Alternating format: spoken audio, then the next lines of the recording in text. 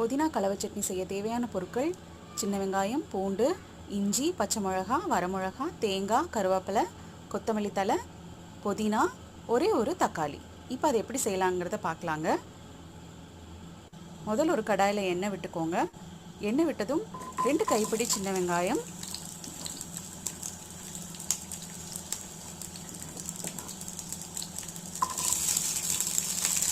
கூடவே 5-6 பல்லு பூண்டு, 2 வரமிளகா,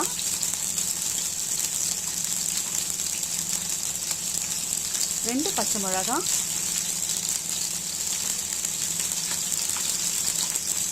1 துண்டு இஞ்சி,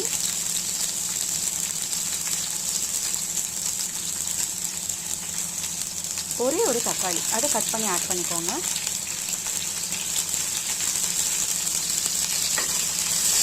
இது கொஞ்சம் நல்லா வணக்கணும். தக்காளி வணங்குறதுக்கு கொஞ்சம் ஒரு கைப்பிடி உப்பு ஆட் பண்ணிக்கோங்க.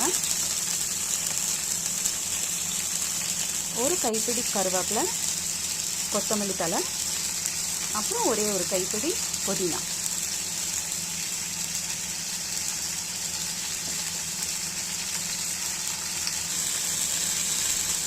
இதை ஆட் பண்ணி ஒரு 2 நிமிஷம் வதக்கினதுக்கப்புறம் ஒரே ஒரு துண்டு புளி,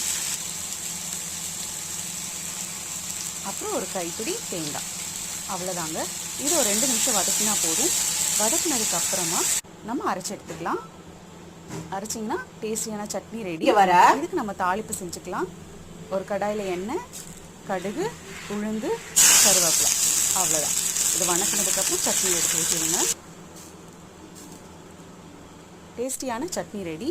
இது தோசைக்கோ இல்லை ஒயிட் ரைஸ்க்கோ இட்லிக்கோ எல்லாமே நல்லாயிருக்கும். இது துவையலாக கூட யூஸ் பண்ணிக்கலாம். தேங்க்ஸ் ஃபார் வாட்சிங்.